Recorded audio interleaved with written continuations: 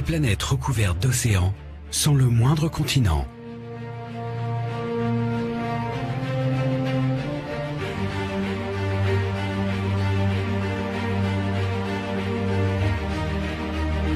Des mondes de lave où règnent des températures infernales.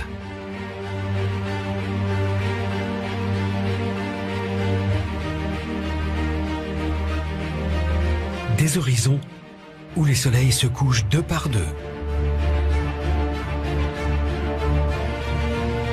Nous sommes en train de découvrir que l'univers recèle des mondes extraordinaires. Les exoplanètes.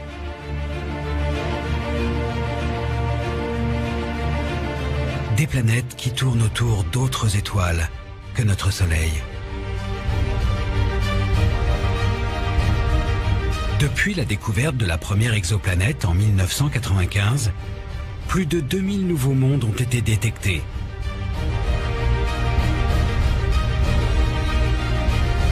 Parmi eux, certains pourraient ressembler à notre Terre et peut-être abriter une forme de vie. Pour comprendre ce qui se passe à la surface de ces exoplanètes, pour savoir si ces mondes peuvent être habités, les astronomes scrutent le ciel avec les meilleurs télescopes. Aux États-Unis, en Europe, au Chili et jusque dans l'espace.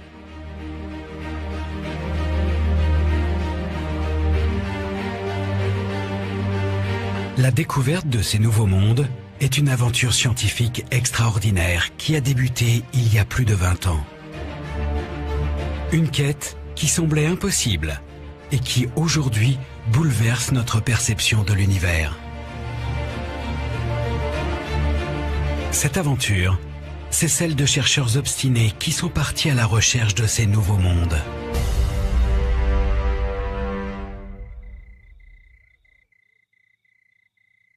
Michel Mayor est l'un des pionniers de cette aventure. C'est cet astronome suisse qui, en 1995, a découvert la première exoplanète en observant les étoiles.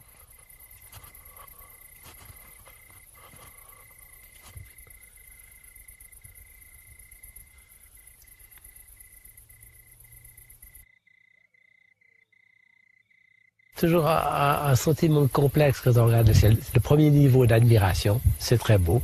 Et après des années, on reste émerveillé. À l'œil nu, l'homme peut voir au plus quelques milliers d'étoiles, 2, 3, 4 000, ça dépend de la qualité des yeux. En fait, la Voie lactée, c'est plusieurs centaines de milliards d'étoiles. Comme Michel Mayor, depuis des millénaires, l'homme observe les étoiles et se demande si elles ne cacheraient pas d'autres mondes comme notre Terre. Les étoiles, c'est tous des soleils, c'est tous équivalents à notre propre soleil. Notre soleil est plus brillant parce qu'il est plus proche, c'est tout. Imaginez quand vous regardez le ciel, vous voyez tous ces soleils et vous vous posez la question, est-ce qu'il existe des planètes comme autour de notre soleil qui tournent autour de toutes ces étoiles? Très très ancienne question. Et simplement, c'est aujourd'hui qu'on a pu le montrer. Ces planètes sont longtemps restées un mystère. Autour des étoiles, dans le ciel, c'est le noir complet. À première vue, pas la moindre trace d'une exoplanète. Mais comment les observer?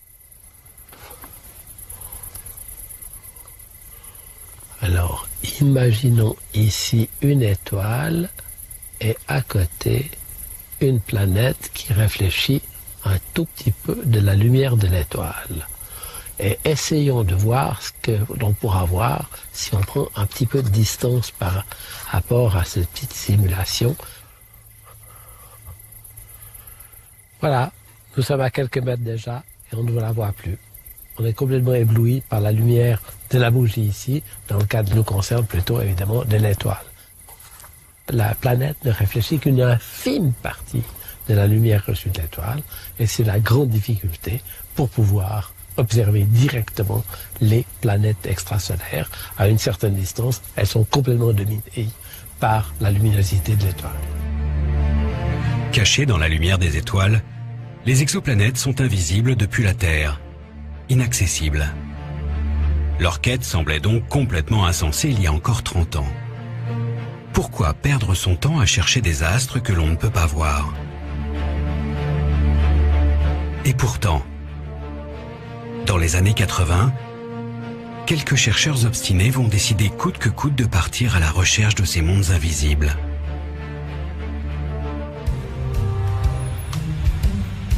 Geoffrey Marcy est l'un de ces chercheurs d'exoplanètes. Cet astrophysicien américain est obsédé par la recherche de la vie extraterrestre. Dans les années 80, il rêve de trouver des exoplanètes pour y découvrir une autre forme de vie. Notre planète est un endroit extraordinaire où la vie déborde de partout, quel que soit l'endroit où vous regardez. Il y a des végétaux, des animaux et bien sûr, surtout, de la vie intelligente. Alors forcément, on se pose la question, est-ce qu'il est possible qu'il y ait de la vie ailleurs, sur des mondes autour des étoiles que l'on voit la nuit? Mais à l'époque, personne n'a jamais observé d'exoplanète. Cette quête semble impossible? Comment trouver des planètes que l'on ne peut pas voir? Geoffrey Marcy a une astuce pour détecter ces mondes invisibles. La question est évidemment, comment découvrir des planètes autour d'étoiles alors que ces planètes ne brillent pas elles-mêmes? Eh bien, on a un truc.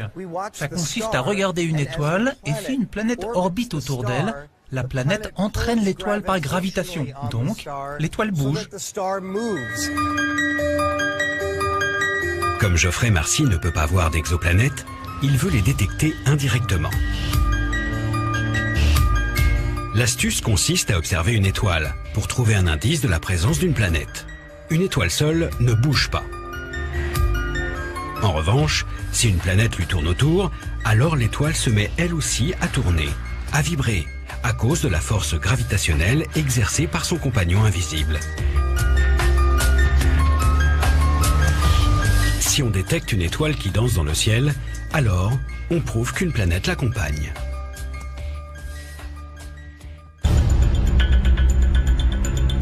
Geoffrey Marcy installe sur un télescope vers San Francisco un spectrographe, un instrument qui permet de mesurer ce phénomène.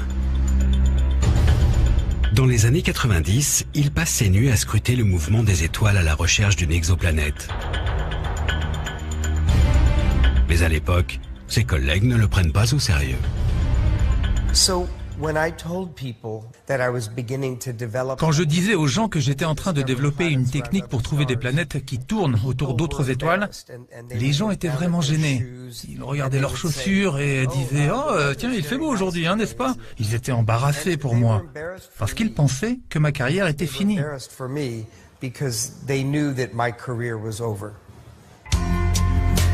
Geoffrey Marcy n'est pas le seul à s'être lancé dans cette course un peu folle. Au milieu des années 90, de l'autre côté de l'Atlantique, à Genève, Michel Mayor et l'un de ses étudiants de l'époque, Didier Queloz, tentent eux aussi le même défi. Ils essaient de trouver des exoplanètes en étudiant le mouvement des étoiles. C'est très difficile de trouver une planète. C'est des objets très petits, des objets qui perturbent très peu leur étoile, donc ça reste une énorme difficulté technique. C'était un domaine sans résultat majeur, c'était un domaine où on attendait de trouver les premières planètes, donc ça restait un peu un domaine confidentiel. Les gens voyaient des planètes autour des étoiles dans Star Trek, dans Star Wars et dans les romans de science-fiction. Mais c'était de la fiction. Et les gens font une distinction claire entre la science-fiction et les sciences. En 1995, les Suisses s'installent à l'Observatoire de Haute-Provence en France. Ils ont eux aussi fabriqué un spectrographe avec les équipes CNRS pour mesurer le mouvement des étoiles.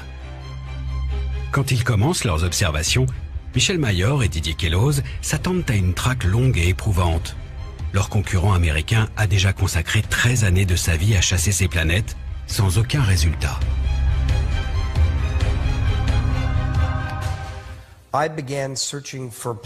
J'ai commencé à chercher des exoplanètes en 1983.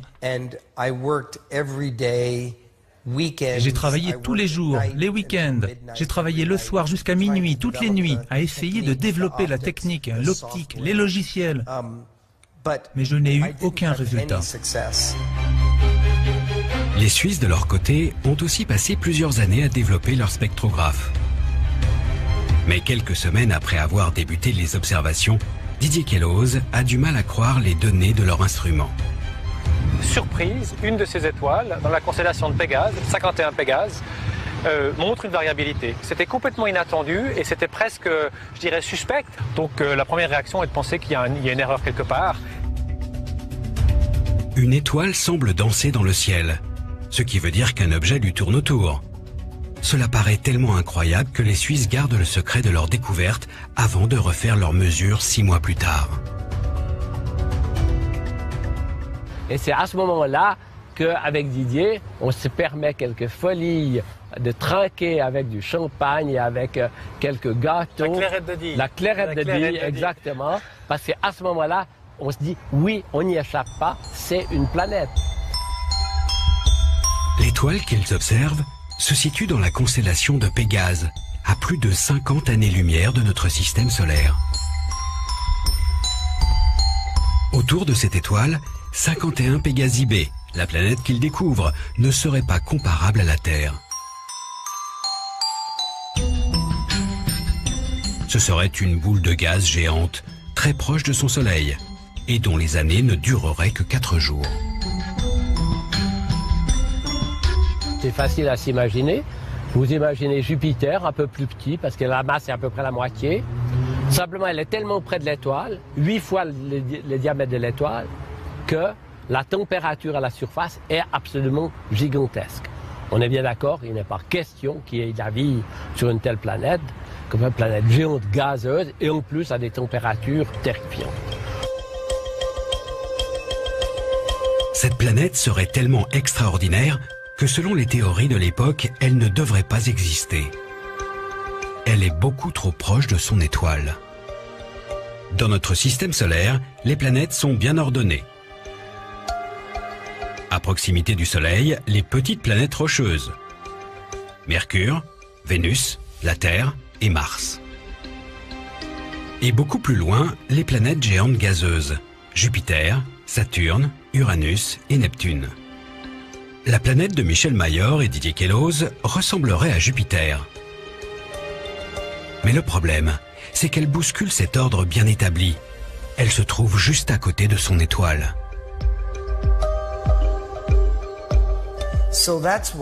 C'est pour cela que la découverte de 51 Pégasi B était si surprenante.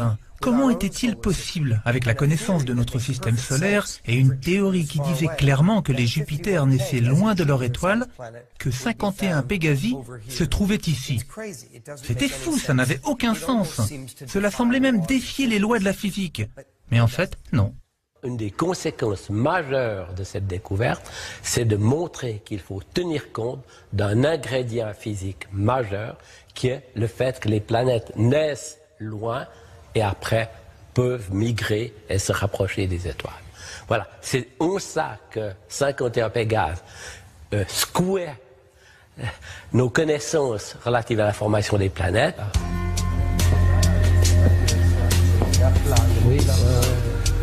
C'est une révolution. Le système solaire n'est plus le seul modèle.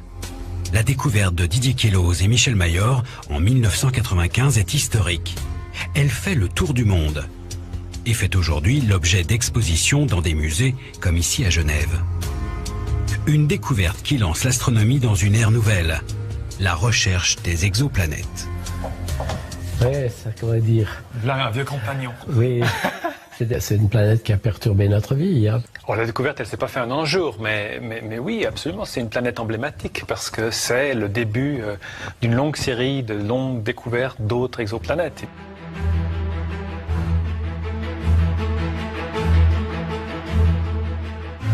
Après la découverte de 51 Pégasi B, dans la fin des années 90, Michel Mayor, Didier Queloz et Geoffrey Marcy détectent d'autres planètes.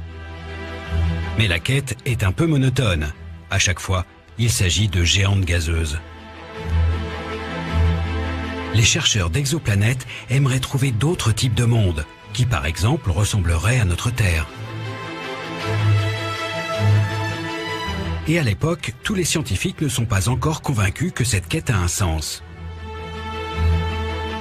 Les exoplanètes détectées restent invisibles.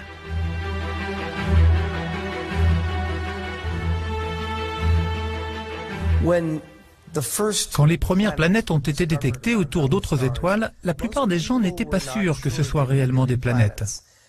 Peut-être que ce que l'on croyait avoir découvert correspondait à autre chose. Peut-être que la lumière de l'étoile variait et perturbait nos observations. Peut-être que l'étoile avait une autre étoile qui lui tournait autour dans une orbite un peu folle. Et c'était juste 2 étoiles. Donc peut-être que les planètes que nous avions trouvées n'étaient pas du tout des planètes. Comment convaincre la communauté scientifique que ces planètes existent? Et comment trouver des planètes où la vie pourrait se développer?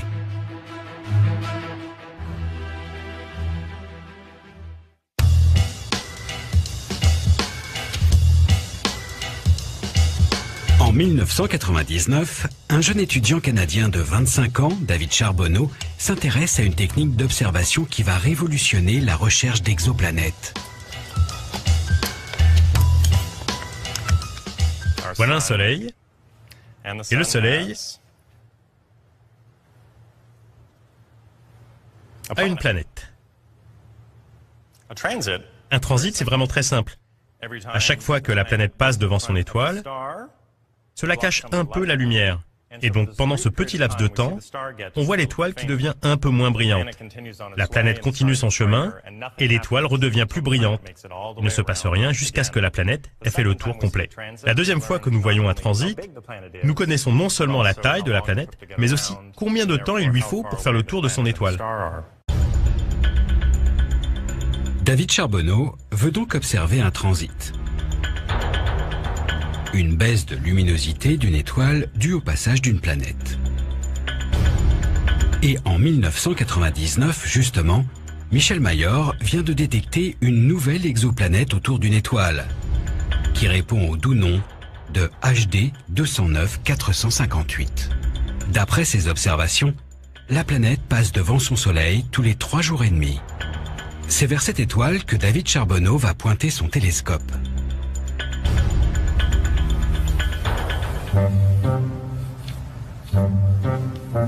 Il s'installe dans le Colorado. Et avec un petit télescope amateur, il étudie les infimes variations de lumière de l'étoile pendant une dizaine de jours.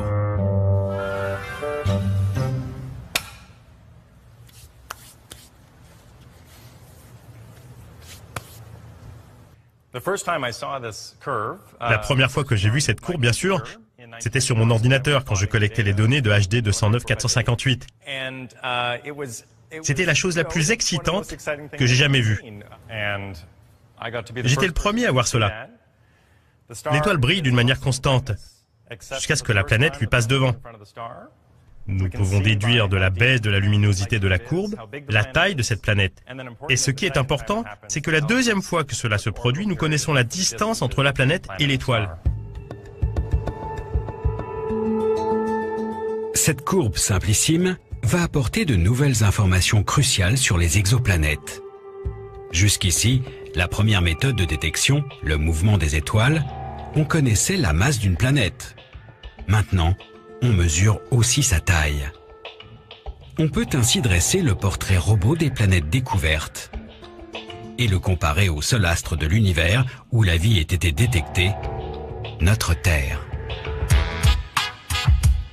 Mais qu'est-ce qui rend notre Terre si accueillante? Quels sont les éléments de confort indispensables sur une planète pour que la vie se développe? Si on se sent beaucoup mieux sur la Terre que sur une planète gazeuse, c'est avant tout parce qu'elle est solide, rocheuse. On peut maintenant savoir si une planète située à des années-lumière de chez nous a ce même niveau de confort, grâce au mouvement des étoiles et au transit. Quand vous voyez une planète passer devant son étoile, alors vous pouvez déterminer la masse précise de cette planète. Mais vous pouvez aussi en déduire sa taille. Et si vous connaissez la taille d'une sphère et la masse de cette sphère, alors vous pouvez calculer sa densité. Et automatiquement, ce que l'on cherche à trouver, ce sont des planètes qui ont la même taille que la Terre, qui sont très très denses et faites de roches. Bien sûr, si vous cherchez de la vie dans l'univers, ce sont ces planètes qu'il faut chercher. Et c'est grâce au transit que l'on peut dire, peut-être, que nous avons une planète comme la Terre. Mais il faut plus qu'une planète rocheuse pour que la vie se développe. Il faut aussi des températures clémentes pour conserver un élément précieux, de l'eau à l'état liquide.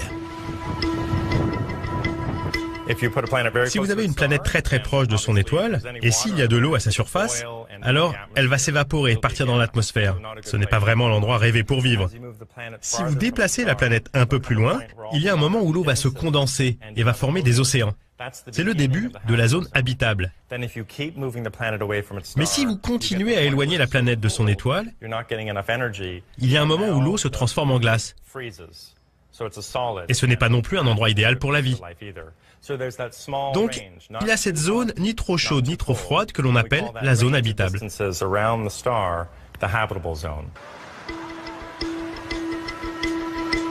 De la terre, de l'eau liquide. Mais il manque encore un élément indispensable à la vie, ce qui nous protège des rayons du soleil et nous permet de respirer, une atmosphère. Nous avons découvert avec beaucoup d'enthousiasme que si une planète passe devant son étoile, alors on peut utiliser la lumière de l'étoile comme un projecteur à travers l'atmosphère de la planète. Et on peut analyser cette lumière. Maintenant, ce qui est intéressant, c'est que quand la lumière passe à travers l'atmosphère de la planète, une partie est absorbée par les molécules qui sont dans l'atmosphère et vous pouvez savoir s'il y a des molécules d'eau, du dioxyde de carbone, du méthane. L'atmosphère et la vie à la surface sont intimement liées. En étudiant l'atmosphère, on peut en apprendre un peu plus sur la vie qui pourrait être à la surface.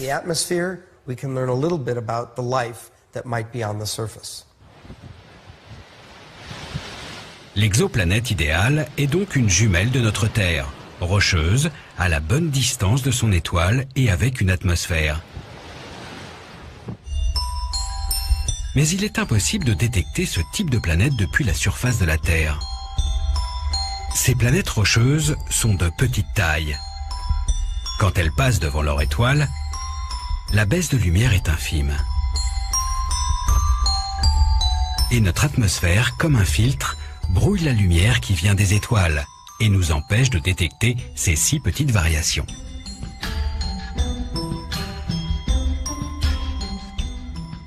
Jupiter, qui passe devant une étoile, cache à peu près 1% de la lumière.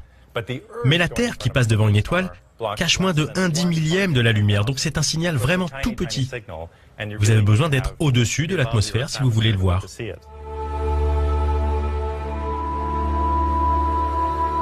L'atmosphère est un rempart qui nous empêche de trouver des petites planètes comme la Terre. Comment savoir si ces planètes existent et comment les observer ? À la fin des années 90, les chasseurs d'exoplanètes ont un rêve. Envoyer un télescope dans l'espace pour trouver enfin ce qu'ils cherchent, des mondes habitables.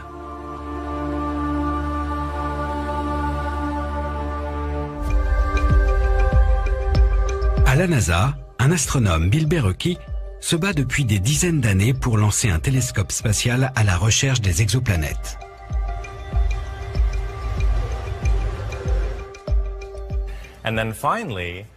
Et puis finalement, en 2000, juste après la découverte du transit de HD 209 458, sa proposition a été acceptée. Il rassembla une grande équipe, trouva finalement l'argent nécessaire.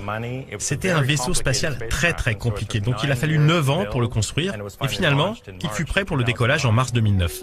T-10, 9, 8, 7, 6, 5, 4, 3, 2, engine start. Après toutes ces années d'attente, 0 and liftoff. enfin, le 7 mars 2009, une fusée Delta II décolle de la base de lancement de Cap Canaveral en Floride. À son bord, le télescope spatial Kepler, un super chasseur d'exoplanètes qui emporte avec lui tous les espoirs des astronomes. Ça m'a donné la chair de poule. La fusée s'élevait, 5, 4, 3, 2 et 1, et elle partait dans le ciel. Je n'arrivais pas à croire qu'elle continuait à monter toujours plus haut, jusqu'à ce qu'elle disparaisse. Je pensais peut-être qu'elle allait exploser sur la base de lancement ou qu'elle allait tomber dans l'océan Atlantique. Mais rien de tout cela ne s'est passé. C'était parfait. Ça a été un moment inoubliable.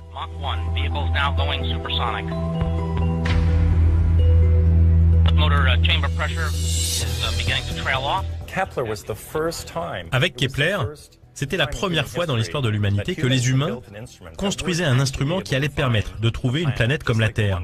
Et donc pendant le décollage, quand je regardais Kepler s'élever dans la nuit noire et puis rejoindre son point d'orbite, je savais que ça allait être une grande première et que nous allions enfin pouvoir faire ces observations.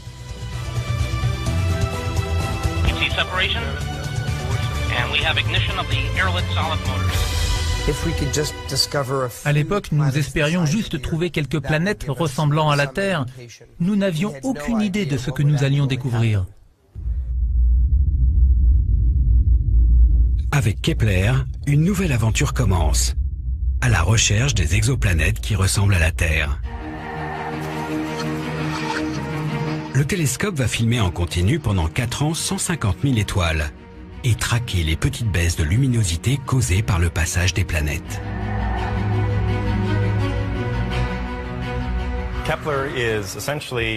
Kepler, c'est essentiellement un télescope de 1 mètre de diamètre, donc c'est un très grand télescope qui a observé une partie du ciel sans interruption pendant 4 ans. La lumière a été enregistrée sur une très grande caméra, un peu comme celle que vous avez dans votre téléphone. Mais c'était un capteur énorme, gros comme cela. Cette caméra avait un très grand nombre de pixels qui enregistraient chacun la lumière d'une étoile différente. En fait, c'était une caméra si précise que Kepler ne pouvait pas renvoyer toutes les données. Nous devions choisir à l'avance quelles étoiles nous voulions observer. Kepler nous a ainsi renvoyé les données de 150 000 étoiles, alors qu'il en avait observé plus de 5 millions. Les données à analyser sont gigantesques. David Charbonneau et Geoffrey Marcy font partie de l'équipe de la NASA qui traite les résultats de Kepler. Et au bout de quelques mois, ils découvrent avec impatience les premières planètes. Lorsque nous avons découvert la première récolte de données de Kepler, nous étions comme des enfants, ouvrant un trésor. Déjà, le satellite fonctionnait, et on pouvait voir des petites planètes, avec des orbites assez courtes. Évidemment, au bout de quelques mois d'observation, on ne pouvait pas voir les planètes très loin de leur étoile. Mais pour moi, la première découverte vraiment renversante, c'était une étoile avec plusieurs planètes autour. Les astronomes s'émerveillent de planètes qui, comme dans notre système solaire, dansent autour de la même étoile. Mais Kepler a encore mieux à révéler. Nous étions en train d'étudier une étoile découverte par Kepler qui s'appelait Kepler 10. Une étoile dont la luminosité baissait à cause d'une planète, une très petite planète. Et on se demandait si cette planète était de gaz ou rocheuse.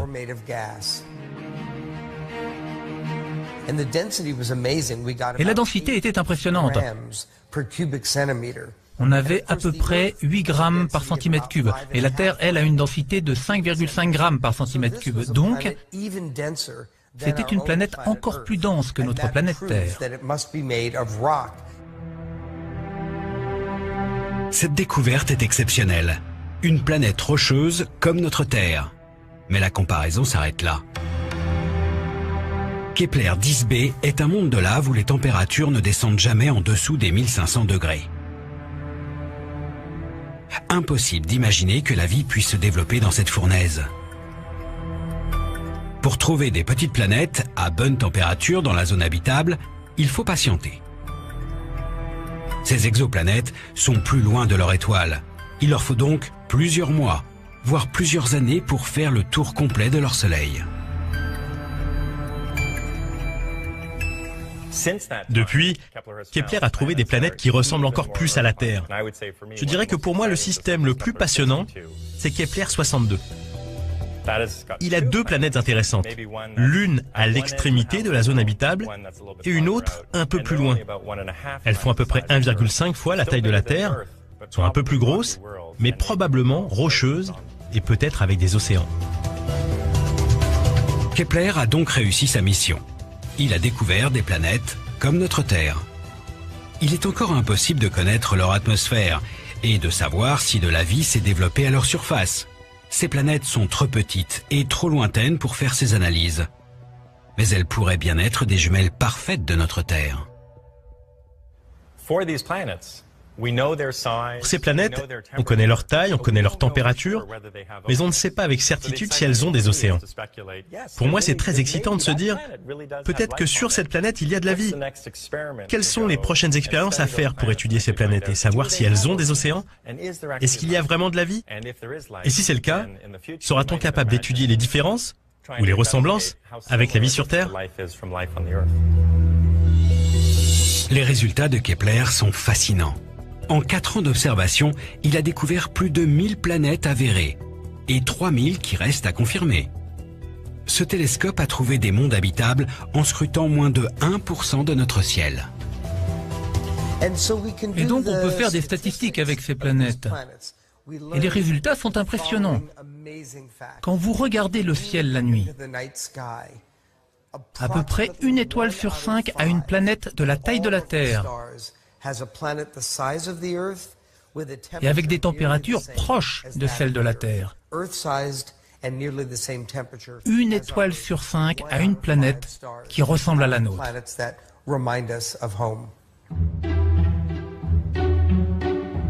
Kepler a bouleversé notre perception de l'univers. Il y a donc probablement des exoplanètes par milliards dans notre galaxie.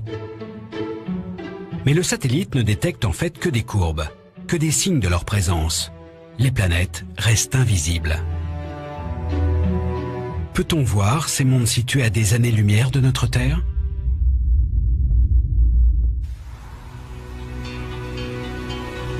C'est la prouesse qu'a accomplie cette astrophysicienne Anne-Marie Lagrange. Elle a été l'une des premières à réussir ce qui semblait impossible, réaliser l'image d'une exoplanète. La plupart des méthodes qui ont fonctionné jusqu'à maintenant consistaient à trouver des indices de présence de planètes autour d'étoiles. Moi, mon objectif, c'est de voir ces planètes, de recueillir leur lumière et d'analyser cette lumière. Anne-Marie Lagrange a consacré sa vie à l'observation d'une étoile, Beta Pictoris, située à 63 années-lumière de notre Soleil. Et en 2008, elle a réalisé ce cliché. À première vue, rien de palpitant. Mais cette image est exceptionnelle. Au-dessus de l'étoile apparaît un petit point lumineux de quelques pixels. Une exoplanète. Il a fallu attendre 2008 pour qu'on trouve cette fameuse planète qui nous narguait finalement depuis 15 ans. Ces quelques petits pixels, il n'y en a pas beaucoup, qui sont brillants, en fait ils sont très très importants parce qu'ils prouvent qu'on peut détecter des planètes en imagerie directe. Évidemment, ces images ne sont pas encore spectaculaires. Mais c'est un exploit de discerner les exoplanètes de la lumière de leur étoile. Comment Anne-Marie Lagrange réussit-elle à voir ces mondes jusqu'ici invisibles? Pour le comprendre, il faut se rendre à l'autre bout de notre planète, au nord du Chili. Au milieu du désert d'Atacama, l'endroit semble complètement dépourvu de vie. Dissimulée dans ce paysage lunaire, une base souterraine. C'est ici que vivent une centaine d'astronomes. S'ils viennent du monde entier dans ce désert, c'est pour utiliser les plus puissants instruments d'astronomie de la planète. Au-dessus de la base, sur le mont Paranal, à 2635 mètres d'altitude, se dressent 4 géants d'acier. 4 télescopes de l'Observatoire européen austral qui scrutent le ciel de l'hémisphère sud. C'est ici que travaille Julien Girard, un des collègues d'Anne-Marie Lagrange. On est là sur la plateforme de Paranal. C'est un des sites les plus privilégiés au monde pour l'observation astronomique. À vol d'oiseau, l'océan Pacifique est à 12 km seulement. Et Il y a ce qu'on appelle une couche d'inversion. Les nuages sont confinés à la même altitude, vraiment au-dessus de la mer. Et donc c'est pour ça qu'on a choisi ce site pour observer. On est presque toujours au-dessus de cette mer de nuages, avec un ciel parfaitement clair. Un décor surnaturel qui offre plus de 350 nuits par an sans le moindre nuage au-dessus des télescopes. Des conditions idéales pour observer le ciel et chercher des exoplanètes. Au coucher du soleil, c'est une nouvelle nuit d'observation qui se prépare. Doucement, les télescopes commencent à s'animer. Des centaines de tonnes qui s'orientent avec 1000 précautions pour ne pas faire tomber le moindre grain de poussière sur le cœur du système. Un miroir parabolique de 8,20 mètres. C'est lui qui va capter la lumière des étoiles, les précieux photons qui ont traversé l'univers pour venir jusqu'à nous. Au pied de l'un des télescopes, une boîte noire guette les photons qui viennent des exoplanètes. C'est cet instrument qu'utilise Anne-Marie Lagrange pour réaliser des images des mondes invisibles. Ce qui se passe à l'intérieur de la boîte noire a été préparé ici, à Grenoble. Tout l'enjeu de la détection des planètes, c'est de contrôler la lumière qui arrive et de détecter les petits photons de lumière qui nous viennent des planètes. Dans ce laboratoire, tout se passe comme dans la boîte noire au Chili. Sauf qu'ici, c'est un rayon laser qui simule la lumière de l'étoile. Comment fonctionne cet instrument qui distingue la planète de son soleil? Alexis va tourner un bouton qui lui permettra de cacher cette étoile avec un masque focal. La première étape consiste à enlever la lumière de l'étoile, à l'éteindre avec un masque. On a beaucoup de lumière qui nous arrive des étoiles, on a très peu de lumière par rapport qui nous arrive des planètes. Il faut enlever l'essentiel de la lumière des étoiles pour pouvoir voir le petit signal qui nous vient des planètes.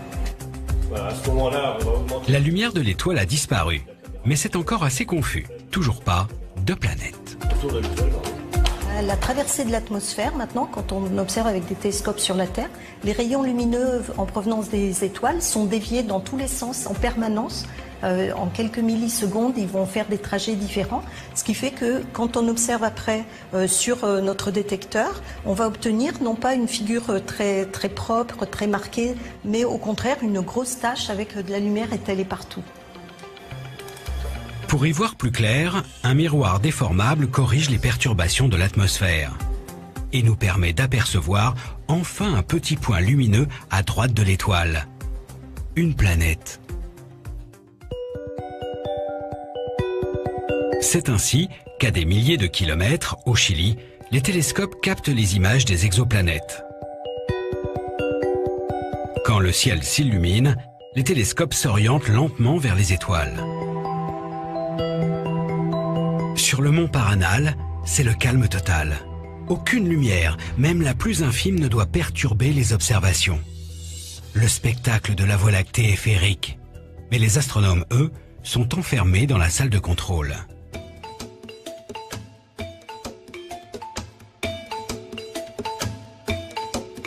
Derrière son ordinateur, Julien Girard observe en direct l'image fabriquée par l'instrument qui cache la lumière des étoiles. Il cherche des indices de la présence d'exoplanètes. L'étoile qu'il étudie ce soir n'a pas encore livré tous ses secrets. Notre système solaire à nous, il a 4,5 milliards d'années. Et ça, c'est vraiment un bébé système solaire, quoi. Le cercle qu'on voit là, c'est réel, c'est du signal astrophysique. Donc là, c'est un disque protoplanétaire vu de face, complètement de face, puisqu'on le voit complètement circulaire. Et donc ça, c'est de la poussière autour de cette étoile jaune. Donc ce disque, on peut espérer qu'il ait peut-être formé des planètes, ou bien le sillon à l'intérieur a été creusé par une planète ou par plusieurs planètes. Pour l'instant, l'imagerie ne permet de voir que des planètes géantes et assez loin de leur étoile. Mais ces mondes cachés se révèlent désormais à nous. voir des photons directs de planètes extrasolaires, savoir qu'on n'est vraiment pas tout seul, même si pour l'instant c'est des planètes gazeuses, on sait que personne n'habite dessus, mais c'est quand même assez impressionnant. Peut-être qu'elles ont des satellites d'ailleurs où il peut y avoir de la vie, hein. Même si on ne peut pas les détecter, c'est possible qu'un jour on le fera. Et c'est vrai que c'est assez motivant d'être au début de cette quête. Avec les observations qu'on a faites jusqu'à maintenant, on a juste fait que vraiment effleurer un domaine, le domaine des planètes un peu loin de leur étoile. Tout reste à découvrir. Ces images deviennent de plus en plus précises, mais il ne faut pas rêver. La photo haute définition d'une exoplanète n'est pas pour demain. Comment alors savoir ce qui se passe à la surface de ces mondes si lointains? Comment imaginer leur climat?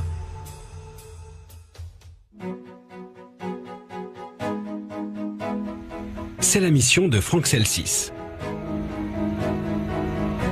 À l'Observatoire de Bordeaux, cet astrophysicien récupère les données des télescopes et simule ce qui se passe à la surface des exoplanètes.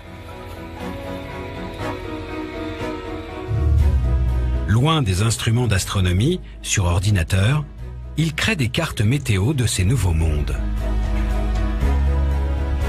T'as pu avancer là? Ouais, je viens d'avoir les derniers résultats là, de la simulation. Aujourd'hui, avec son collègue Jérémy Lecomte, il s'intéresse à une planète rocheuse, dans la zone habitable. Mais sur cet astre, la météo est bien différente de celle de notre Terre. Cette planète Kepler 186f, on pense, on n'a pas pu l'observer, mais on en est convaincu, qu'elle présente toujours la même face à son étoile. De la même façon que la Lune présente toujours la même face à la Terre. Et ça a des conséquences climatiques assez dramatiques, puisqu'il y a tout un hémisphère de la planète qui ne voit jamais la lumière du Soleil. Alors justement, là on voit par exemple sur ce côté-là, on voit plutôt l'humidité. Donc humidité qui est très forte du côté jour, puisque c'est comme dans les tropiques, en fait, le soleil évapore beaucoup d'eau. Et grâce à des ondes atmosphériques, et les vents transportent cette humidité du côté nuit, où on va avoir en fait de la précipitation sous forme de pluie, sous forme de neige. Les mondes que Franck étudie sont si surprenants qu'ils dépassent parfois les fantasmes les plus fous des récits de science-fiction.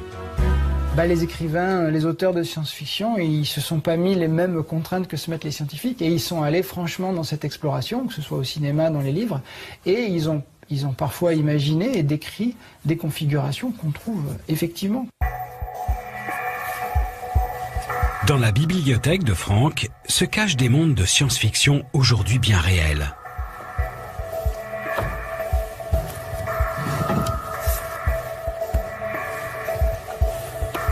Comme dans ce récit de 1953, où l'auteur imagine un explorateur posant le pied sur Mescline, une planète à très forte gravité. Lackland avait une masse d'environ 80 kg. Son scaphandre, un miracle de technique en son genre, pesait tout autant.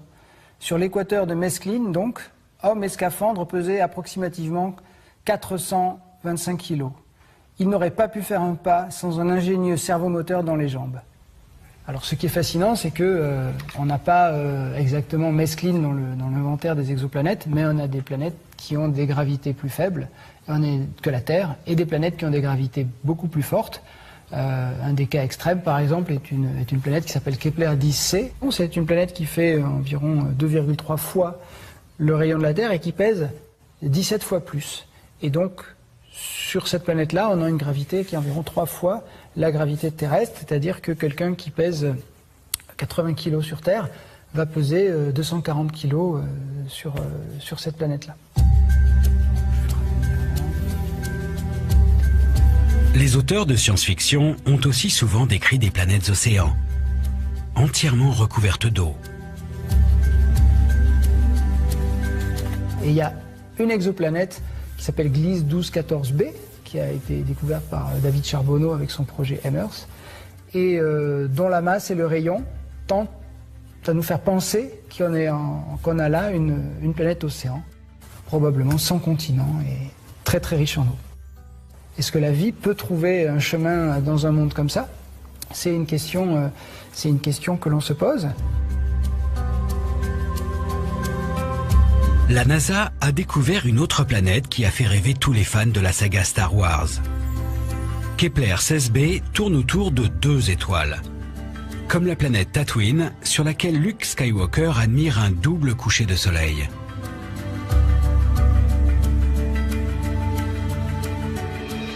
Pour moi, ça me fait complètement rêver. Et puis pour moi, la boucle est un peu bouclée, puisque bon, moi, j'ai vu Star Wars en 78 quand c'est sorti en France. J'avais 6 ans et je me suis pris ça en pleine tronche, comme on dit. Hein. J'ai vu séquence d'ouverture, on voit cette planète-là.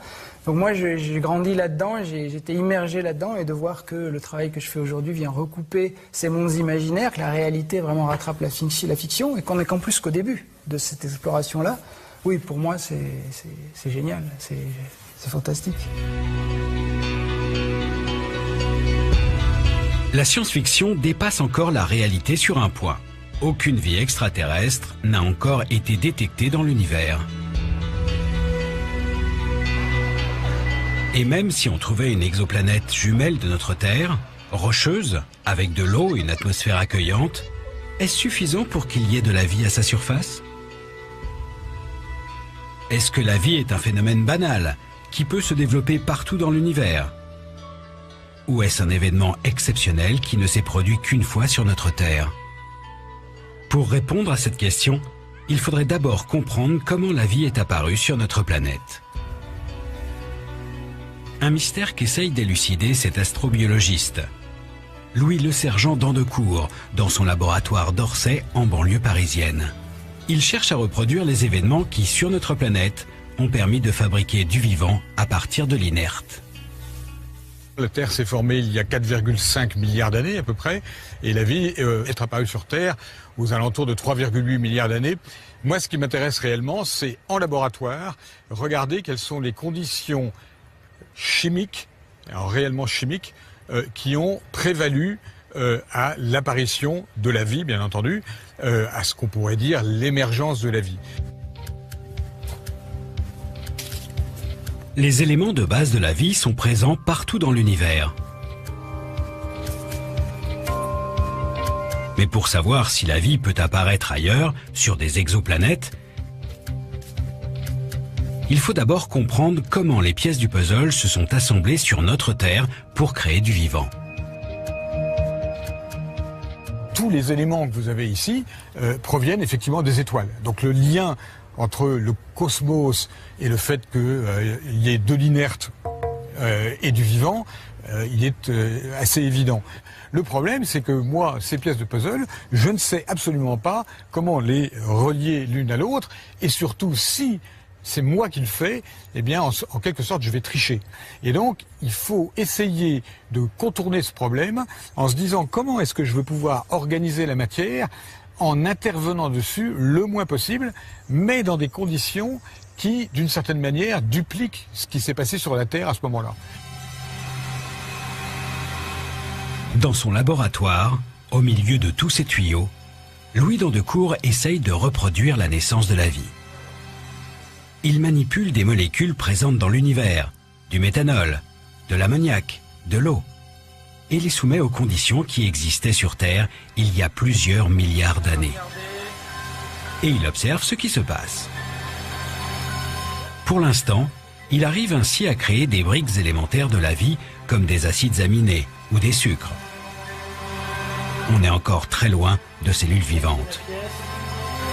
Mais pour cet astrobiologiste, résoudre le mystère de l'apparition de la vie est essentiel pour imaginer sur quelle exoplanète ce phénomène a pu se produire. Si ça mène à un résultat tel qu'on peut montrer qu'il y a des systèmes chimiques bien sélectionnés qui brutalement prennent la place de tous les autres, eh bien je pense qu'à ce moment-là, on aura très rapidement tendance à dire, même au télescope assez rapidement, dire cette planète-là, elle n'est pas intéressante, celle-là par contre, oui, elle possède un intérêt. Et je pense que ça donne aux chercheurs d'exoplanètes, ça leur donnera une motivation extrêmement importante. La quête scientifique de la vie extraterrestre est lancée. Grâce aux recherches des astrobiologistes, grâce aux découvertes des chasseurs d'exoplanètes, nous pourrons peut-être un jour détecter d'autres mondes aussi fertiles que la Terre. De nouveaux instruments permettront bientôt de mieux observer les exoplanètes. En 2018, le James Webb Telescope s'envolera dans l'espace. Et sur Terre, en 2024, un télescope géant de 38 mètres de diamètre, l'Extremely Large Telescope au Chili, permettra de faire des images plus précises de ces mondes. Le champ d'exploration est inouï. 2000 exoplanètes ont été détectées aujourd'hui, mais il en reste des milliards à découvrir. Cette aventure lancée par quelques astronomes en 1995 n'en est qu'à ses débuts et s'annonce comme l'une des plus passionnantes que la science va mener. C'est fantastique de se retourner sur ces 20 dernières années et de réaliser qu'à cette époque, nous ne connaissions pas d'exoplanètes. Nous ne savions même pas si notre système solaire était rare ou répandu. Maintenant, on sait que les planètes comme la Terre sont probablement très communes. Et je me sens chanceux, fier même, que Michel Mayor, David Charbonneau et moi-même, ainsi que d'autres gens, ayant vraiment fait avancer ce champ de recherche qui, finalement, n'en est qu'à ses débuts. Pour moi, ce qui serait génial, ce serait de commencer ma carrière comme astronome et de la finir comme biologiste. Nous sommes la première génération à avoir la technologie pour chercher de la vie ailleurs dans l'univers. Il y a plus de 2000 ans que les gens se posaient de telles questions. Et cette question a été débattue au cours des 2 derniers millénaires, au niveau philosophique, évidemment. C'est un énorme privilège pour notre époque d'avoir pu transformer ce vieux rêve de l'humanité en un objet de la science d'aujourd'hui. Grâce à ces hommes et ces femmes qui ont découvert des nouveaux mondes à des années-lumière de notre Terre, nous ne regarderons plus jamais le ciel comme avant. Au-dessus de nos têtes, derrière une étoile, se cache peut-être une planète qui bouleversera le destin de l'humanité.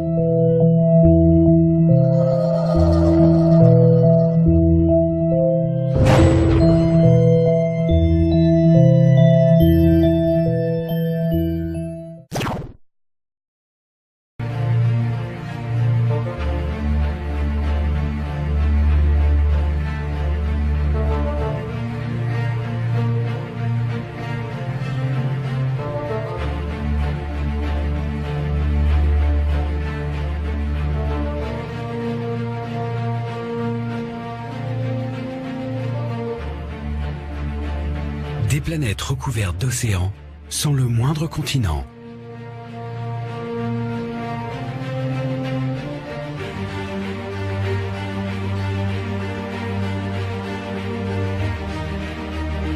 Des mondes de lave où règnent des températures infernales.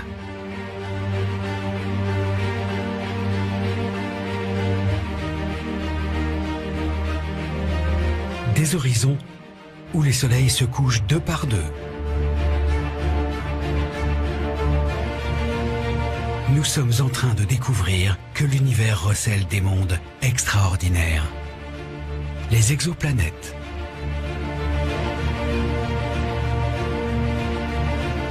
Des planètes qui tournent autour d'autres étoiles que notre Soleil. Depuis la découverte de la première exoplanète en 1995, plus de 2000 nouveaux mondes ont été détectés.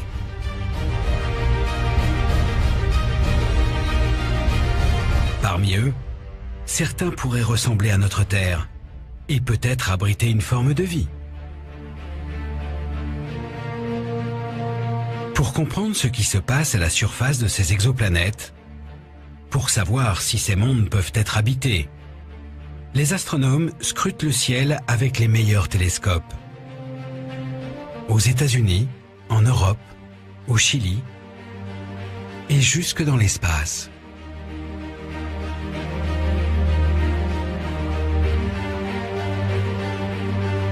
La découverte de ces nouveaux mondes est une aventure scientifique extraordinaire qui a débuté il y a plus de 20 ans. Une quête qui semblait impossible et qui aujourd'hui bouleverse notre perception de l'univers. Cette aventure, c'est celle de chercheurs obstinés qui sont partis à la recherche de ces nouveaux mondes.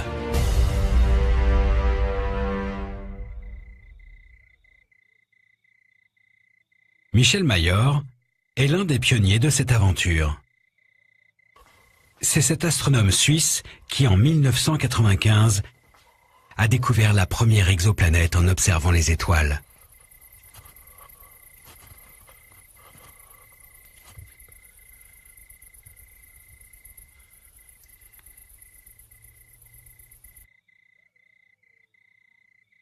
Toujours un sentiment complexe quand on regarde le ciel. Le premier niveau d'admiration, c'est très beau. Et après des années, on reste émerveillé. À l'œil nu, l'homme peut voir au plus quelques milliers d'étoiles, 2, 3, 4 000, ça dépend de la qualité des yeux. En fait, la Voie lactée, c'est plusieurs centaines de milliards d'étoiles. Comme Michel Mayor, depuis des millénaires, l'homme observe les étoiles et se demande si elles ne cacheraient pas d'autres mondes comme notre Terre. Les étoiles, c'est tous des soleils, c'est tous équivalents à notre propre soleil. Notre soleil est plus brillant parce qu'il est plus proche, c'est tout. Imaginez quand vous regardez le ciel, vous voyez tous ces soleils et vous vous posez la question, est-ce qu'il existe des planètes comme autour de notre Soleil, qui tourne autour de toutes ces étoiles? Très très ancienne question. Et simplement, c'est aujourd'hui qu'on a pu le montrer. Ces planètes sont longtemps restées un mystère. Autour des étoiles, dans le ciel, c'est le noir complet. À première vue, pas la moindre trace d'une exoplanète. Mais comment les observer? Alors, imaginons ici une étoile et à côté une planète qui réfléchit un tout petit peu de la lumière de l'étoile. Et essayons de voir ce que l'on pourra voir si on prend un petit peu de distance par rapport à cette petite simulation. Voilà. Nous sommes à quelques mètres déjà et on ne la voit plus. On est complètement ébloui par la lumière de la bougie ici, dans le cas qui nous concerne plutôt évidemment de l'étoile. La planète ne réfléchit qu'une infime partie de la lumière reçue de l'étoile et c'est la grande difficulté pour pouvoir observer directement les planètes extrasolaires. À une certaine distance, elles sont complètement dominées par la luminosité de l'étoile. Cachées dans la lumière des étoiles, les exoplanètes sont invisibles depuis la Terre, inaccessibles. Leur quête semblait donc complètement insensée il y a encore 30 ans. Pourquoi perdre son temps à chercher des astres que l'on ne peut pas voir? Et pourtant, dans les années 80, quelques chercheurs obstinés vont décider coûte que coûte de partir à la recherche de ces mondes invisibles.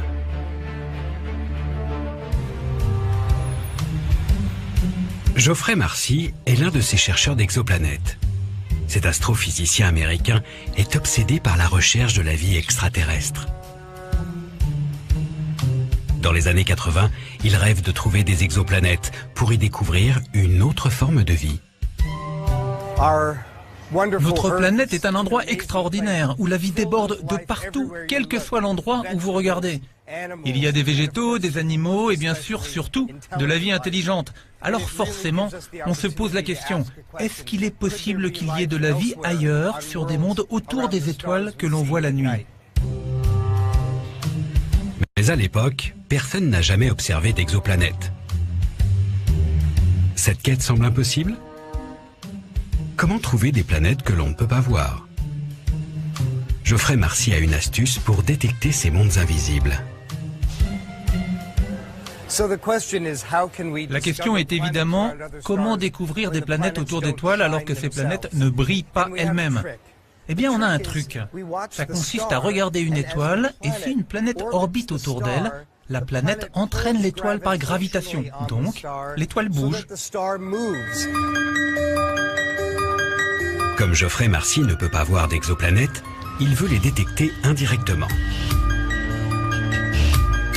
L'astuce consiste à observer une étoile pour trouver un indice de la présence d'une planète. Une étoile seule ne bouge pas. En revanche, si une planète lui tourne autour, alors l'étoile se met elle aussi à tourner, à vibrer, à cause de la force gravitationnelle exercée par son compagnon invisible. Si on détecte une étoile qui danse dans le ciel, alors on prouve qu'une planète l'accompagne.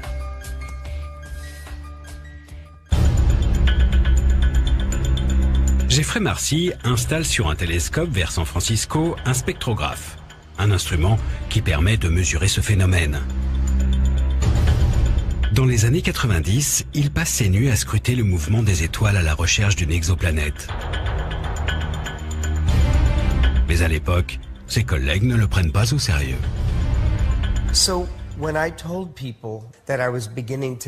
Quand je disais aux gens que j'étais en train de développer une technique pour trouver des planètes qui tournent autour d'autres étoiles, les gens étaient vraiment gênés. Ils regardaient leurs chaussures et disaient « Oh, tiens, il fait beau aujourd'hui, hein, n'est-ce pas ?» Ils étaient embarrassés pour moi, parce qu'ils pensaient que ma carrière était finie.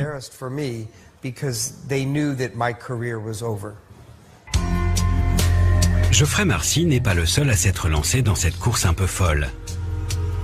Au milieu des années 90, de l'autre côté de l'Atlantique, à Genève, Michel Mayor et l'un de ses étudiants de l'époque, Didier Queloz, tentent eux aussi le même défi. Ils essaient de trouver des exoplanètes en étudiant le mouvement des étoiles. C'est très difficile de trouver une planète. C'est des objets très petits, des objets qui perturbent très peu leur étoile, donc ça reste une énorme difficulté technique. C'était un domaine sans résultat majeur, c'était un domaine où on attendait de trouver les premières planètes, donc ça restait un peu un domaine confidentiel. Les gens voyaient des planètes autour des étoiles dans Star Trek, dans Star Wars et dans les romans de science-fiction. Mais c'était de la fiction. Et les gens font une distinction claire entre la science-fiction et les sciences. En 1995, les Suisses s'installent à l'Observatoire de Haute-Provence en France. Ils ont eux aussi fabriqué un spectrographe avec les équipes CNRS pour mesurer le mouvement des étoiles. Quand ils commencent leurs observations, Michel Mayor et Didier Queloz s'attendent à une traque longue et éprouvante. Leur concurrent américain a déjà consacré 13 années de sa vie à chasser ces planètes, sans aucun résultat.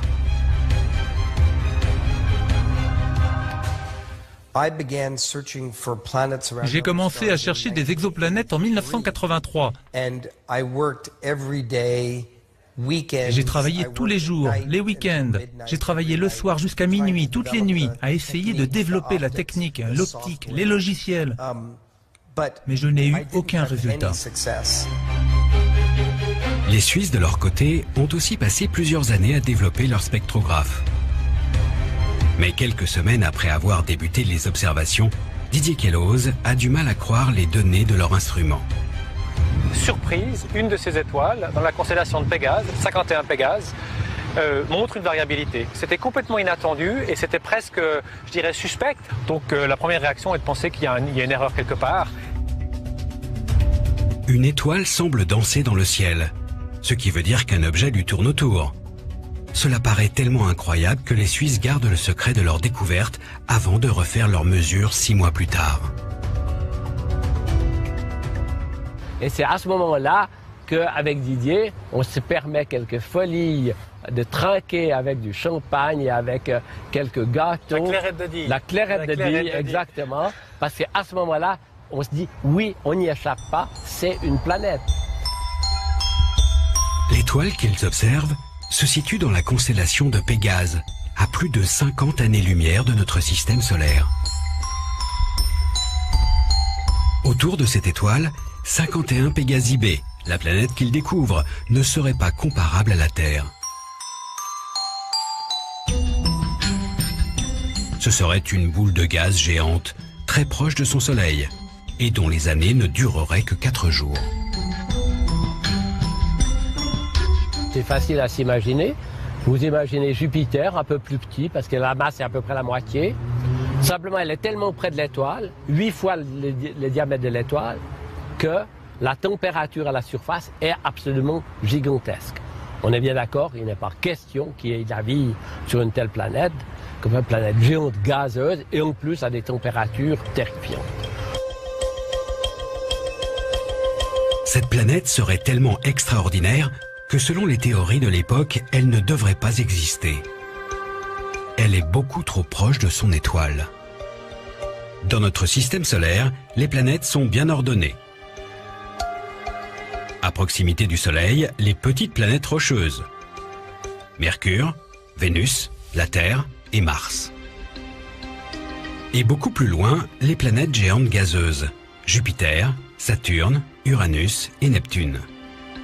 La planète de Michel Mayor et Didier Queloz ressemblerait à Jupiter. Mais le problème, c'est qu'elle bouscule cet ordre bien établi. Elle se trouve juste à côté de son étoile. C'est pour cela que la découverte de 51 Pégasi b était si surprenante. Comment était-il possible, avec la connaissance de notre système solaire et une théorie qui disait clairement que les Jupiters naissaient loin de leur étoile, que 51 Pégasi se trouvaient ici? C'était fou, ça n'avait aucun sens. Cela semblait même défier les lois de la physique. Mais en fait, non. Une des conséquences majeures de cette découverte, c'est de montrer qu'il faut tenir compte d'un ingrédient physique majeur, qui est le fait que les planètes naissent loin et après peuvent migrer et se rapprocher des étoiles. Voilà, c'est en ça que 51 Pégase secouait nos connaissances relatives à la formation des planètes.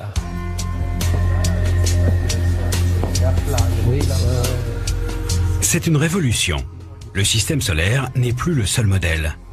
La découverte de Didier Queloz et Michel Mayor en 1995 est historique. Elle fait le tour du monde et fait aujourd'hui l'objet d'expositions dans des musées comme ici à Genève.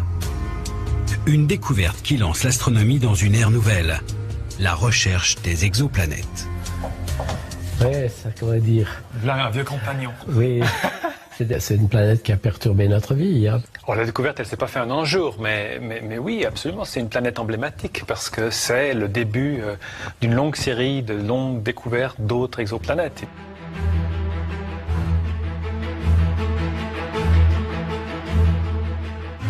Après la découverte de 51 Pégasi b dans la fin des années 90, Michel Mayor, Didier Queloz et Geoffrey Marcy détectent d'autres planètes. Mais la quête est un peu monotone. À chaque fois, il s'agit de géantes gazeuses. Les chercheurs d'exoplanètes aimeraient trouver d'autres types de mondes, qui par exemple ressembleraient à notre Terre. Et à l'époque, tous les scientifiques ne sont pas encore convaincus que cette quête a un sens. Les exoplanètes détectées restent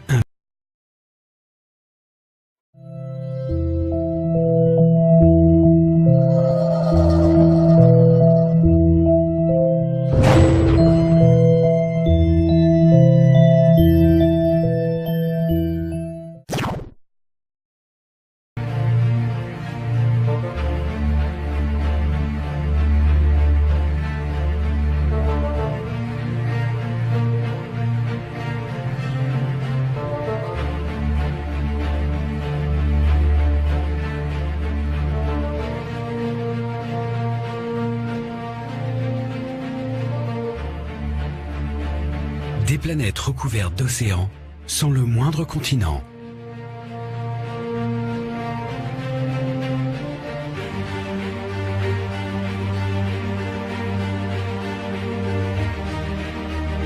Des mondes de lave où règnent des températures infernales.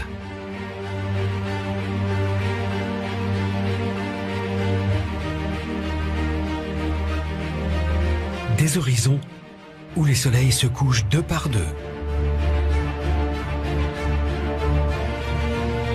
Nous sommes en train de découvrir que l'univers recèle des mondes extraordinaires. Les exoplanètes.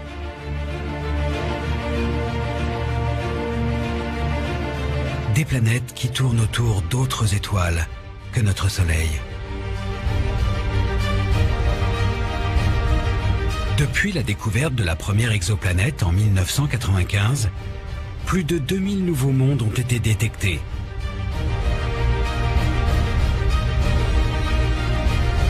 Parmi eux, certains pourraient ressembler à notre Terre et peut-être abriter une forme de vie. Pour comprendre ce qui se passe à la surface de ces exoplanètes, pour savoir si ces mondes peuvent être habités, les astronomes scrutent le ciel avec les meilleurs télescopes.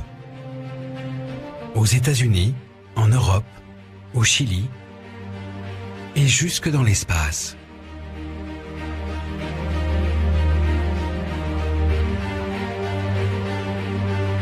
La découverte de ces nouveaux mondes est une aventure scientifique extraordinaire qui a débuté il y a plus de 20 ans.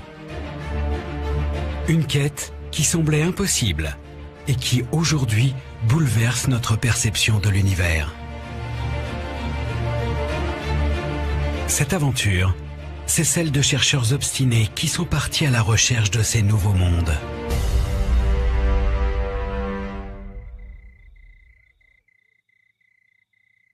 Michel Mayor est l'un des pionniers de cette aventure.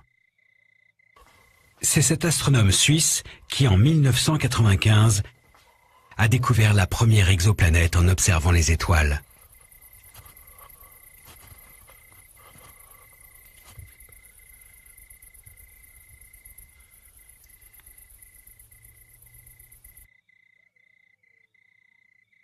Toujours un sentiment complexe quand on regarde le ciel. Le premier niveau d'admiration, c'est très beau. Et après des années, on reste émerveillé. À l'œil nu, l'homme peut voir au plus quelques milliers d'étoiles, 2, 3, 4 000, ça dépend de la qualité des yeux. En fait, la Voie lactée, c'est plusieurs centaines de milliards d'étoiles. Comme Michel Mayor, depuis des millénaires, l'homme observe les étoiles et se demande si elles ne cacheraient pas d'autres mondes comme notre Terre. Les étoiles, c'est tous des soleils, c'est tous équivalents à notre propre soleil. Notre soleil est plus brillant parce qu'il est plus proche, c'est tout. Imaginez quand vous regardez le ciel, vous voyez tous ces soleils et vous vous posez la question, est-ce qu'il existe des planètes comme autour de notre Soleil, qui tourne autour de toutes ces étoiles? Très très ancienne question. Et simplement, c'est aujourd'hui qu'on a pu le montrer. Ces planètes sont longtemps restées un mystère. Autour des étoiles, dans le ciel, c'est le noir complet. À première vue, pas la moindre trace d'une exoplanète. Mais comment les observer? Alors, imaginons ici une étoile et à côté une planète qui réfléchit un tout petit peu de la lumière de l'étoile. Et essayons de voir ce que l'on pourra voir si on prend un petit peu de distance par rapport à cette petite simulation. Voilà. Nous sommes à quelques mètres déjà et on ne la voit plus. On est complètement ébloui par la lumière de la bougie ici, dans le cas qui nous concerne plutôt évidemment de l'étoile. La planète ne réfléchit qu'une infime partie de la lumière reçue de l'étoile et c'est la grande difficulté pour pouvoir observer directement les planètes extrasolaires. À une certaine distance, elles sont complètement dominées par la luminosité de l'étoile. Cachées dans la lumière des étoiles, les exoplanètes sont invisibles depuis la Terre, inaccessibles. Leur quête semblait donc complètement insensée il y a encore 30 ans. Pourquoi perdre son temps à chercher des astres que l'on ne peut pas voir? Et pourtant, dans les années 80, quelques chercheurs obstinés vont décider coûte que coûte de partir à la recherche de ces mondes invisibles.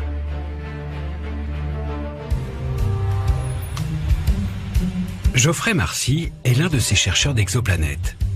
Cet astrophysicien américain est obsédé par la recherche de la vie extraterrestre. Dans les années 80, il rêve de trouver des exoplanètes pour y découvrir une autre forme de vie. Notre planète est un endroit extraordinaire où la vie déborde de partout, quel que soit l'endroit où vous regardez.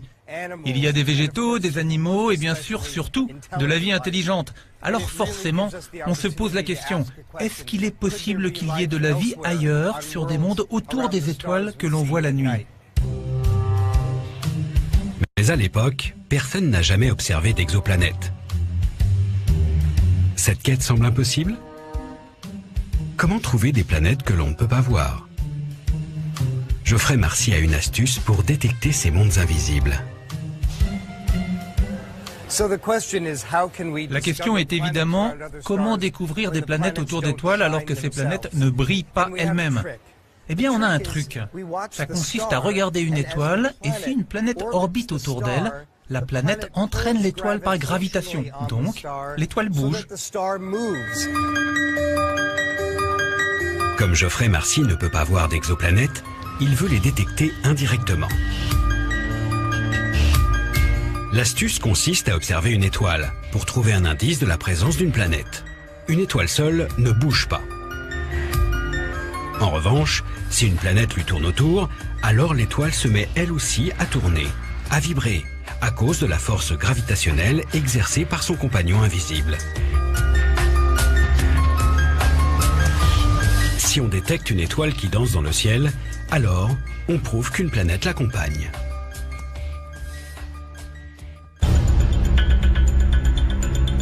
Geoffrey Marcy installe sur un télescope vers San Francisco un spectrographe, un instrument qui permet de mesurer ce phénomène. Dans les années 90, il passe ses nuits à scruter le mouvement des étoiles à la recherche d'une exoplanète. Mais à l'époque, ses collègues ne le prennent pas au sérieux.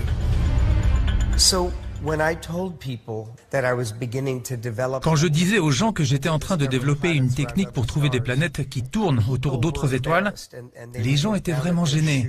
Ils regardaient leurs chaussures et disaient « Oh, tiens, il fait beau aujourd'hui, hein, n'est-ce pas ?» Ils étaient embarrassés pour moi, parce qu'ils pensaient que ma carrière était finie.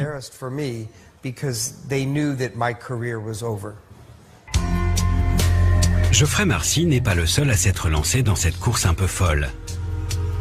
Au milieu des années 90, de l'autre côté de l'Atlantique, à Genève, Michel Mayor et l'un de ses étudiants de l'époque, Didier Queloz, tentent eux aussi le même défi. Ils essaient de trouver des exoplanètes en étudiant le mouvement des étoiles. C'est très difficile de trouver une planète. C'est des objets très petits, des objets qui perturbent très peu leur étoile, donc ça reste une énorme difficulté technique. C'était un domaine sans résultat majeur, c'était un domaine où on attendait de trouver les premières planètes, donc ça restait un peu un domaine confidentiel. Les gens voyaient des planètes autour des étoiles dans Star Trek, dans Star Wars et dans les romans de science-fiction. Mais c'était de la fiction. Et les gens font une distinction claire entre la science-fiction et les sciences. En 1995, les Suisses s'installent à l'Observatoire de Haute-Provence en France. Ils ont eux aussi fabriqué un spectrographe avec les équipes CNRS pour mesurer le mouvement des étoiles. Quand ils commencent leurs observations, Michel Mayor et Didier Queloz s'attendent à une traque longue et éprouvante. Leur concurrent américain a déjà consacré 13 années de sa vie à chasser ces planètes, sans aucun résultat.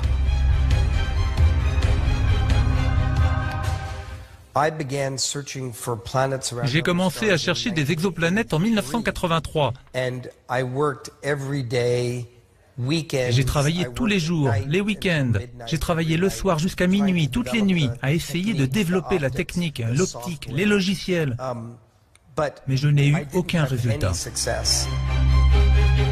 Les Suisses, de leur côté, ont aussi passé plusieurs années à développer leur spectrographe. Mais quelques semaines après avoir débuté les observations, Didier Queloz a du mal à croire les données de leur instrument. Surprise, une de ces étoiles, dans la constellation de Pégase, 51 Pégase, montre une variabilité. C'était complètement inattendu et c'était presque, je dirais, suspect. Donc la première réaction est de penser qu'il y a une erreur quelque part. Une étoile semble danser dans le ciel, ce qui veut dire qu'un objet lui tourne autour. Cela paraît tellement incroyable que les Suisses gardent le secret de leur découverte avant de refaire leurs mesures 6 mois plus tard. Et c'est à ce moment-là qu'avec Didier, on se permet quelques folies de trinquer avec du champagne et avec quelques gâteaux. La clairette de Die. La clairette de Die, exactement. Parce qu'à ce moment-là, on se dit, oui, on n'y échappe pas, c'est une planète. L'étoile qu'ils observent se situe dans la constellation de Pégase, à plus de 50 années-lumière de notre système solaire. Autour de cette étoile, 51 Pégasi B, la planète qu'ils découvrent, ne serait pas comparable à la Terre.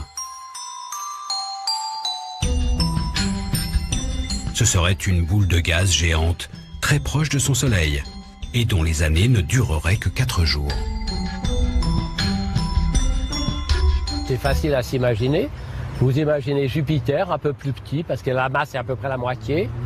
Simplement, elle est tellement près de l'étoile, 8 fois le diamètre de l'étoile, que la température à la surface est absolument gigantesque.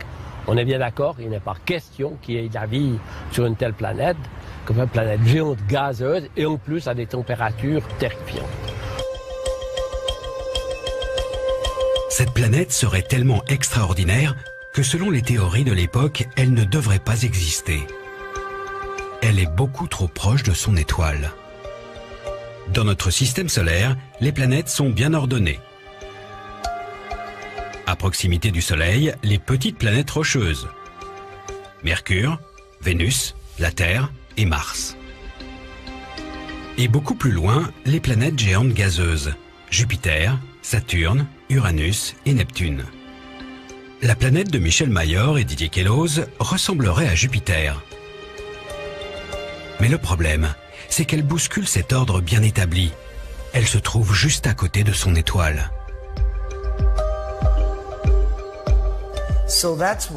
C'est pour cela que la découverte de 51 Pégasi B était si surprenante. Comment était-il possible, avec la connaissance de notre système solaire et une théorie qui disait clairement que les Jupiters naissaient loin de leur étoile, que 51 Pégasi se trouvaient ici? C'était fou, ça n'avait aucun sens. Cela semblait même défier les lois de la physique. Mais en fait, non. Une des conséquences majeures de cette découverte, c'est de montrer qu'il faut tenir compte d'un ingrédient physique majeur, qui est le fait que les planètes naissent loin et après peuvent migrer et se rapprocher des étoiles. Voilà, c'est en ça que 51 Pégase secouait nos connaissances relatives à la formation des planètes.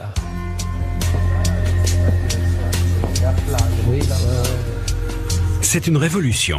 Le système solaire n'est plus le seul modèle. La découverte de Didier Queloz et Michel Mayor en 1995 est historique. Elle fait le tour du monde et fait aujourd'hui l'objet d'expositions dans des musées comme ici à Genève. Une découverte qui lance l'astronomie dans une ère nouvelle, la recherche des exoplanètes. Oui, ça comment dire. Là, un vieux compagnon. Oui, c'est une planète qui a perturbé notre vie. Hein. Oh, la découverte, elle ne s'est pas faite en un jour, mais oui, absolument, c'est une planète emblématique parce que c'est le début d'une longue série de longues découvertes d'autres exoplanètes.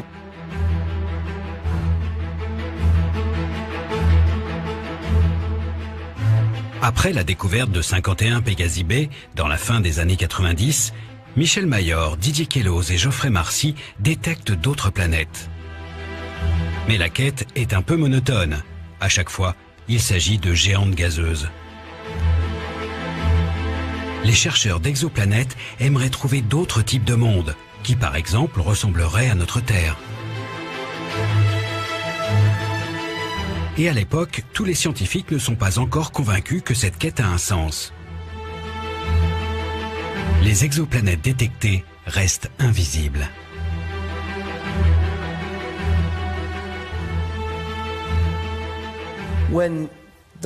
Quand les premières planètes ont été détectées autour d'autres étoiles, la plupart des gens n'étaient pas sûrs que ce soit réellement des planètes. Peut-être que ce que l'on croyait avoir découvert correspondait à autre chose. Peut-être que la lumière de l'étoile variait et perturbait nos observations. Peut-être que l'étoile avait une autre étoile qui lui tournait autour dans une orbite un peu folle. Et c'était juste 2 étoiles. Donc peut-être que les planètes que nous avions trouvées n'étaient pas du tout des planètes.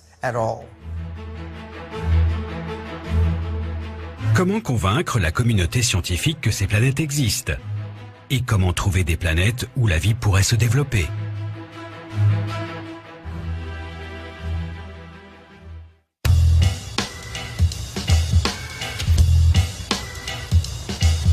En 1999, un jeune étudiant canadien de 25 ans, David Charbonneau, s'intéresse à une technique d'observation qui va révolutionner la recherche d'exoplanètes.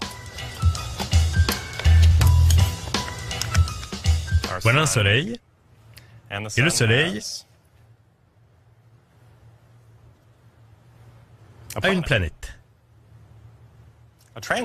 Un transit, c'est vraiment très simple. À chaque fois que la planète passe devant son étoile, cela cache un peu la lumière. Et donc, pendant ce petit laps de temps, on voit l'étoile qui devient un peu moins brillante. La planète continue son chemin et l'étoile redevient plus brillante. Il ne se passe rien jusqu'à ce que la planète ait fait le tour complet. La deuxième fois que nous voyons un transit, nous connaissons non seulement la taille de la planète, mais aussi combien de temps il lui faut pour faire le tour de son étoile. David Charbonneau veut donc observer un transit. Une baisse de luminosité d'une étoile due au passage d'une planète. Et en 1999, justement, Michel Mayor vient de détecter une nouvelle exoplanète autour d'une étoile, qui répond au doux nom de HD 209 458. D'après ses observations, la planète passe devant son Soleil tous les 3 jours et demi. C'est vers cette étoile que David Charbonneau va pointer son télescope.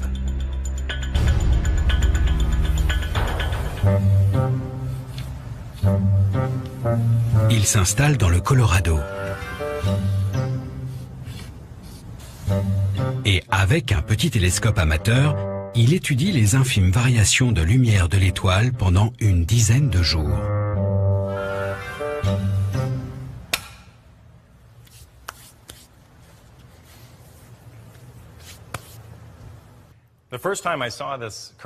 La première fois que j'ai vu cette courbe, bien sûr, c'était sur mon ordinateur quand je collectais les données de HD 209 458.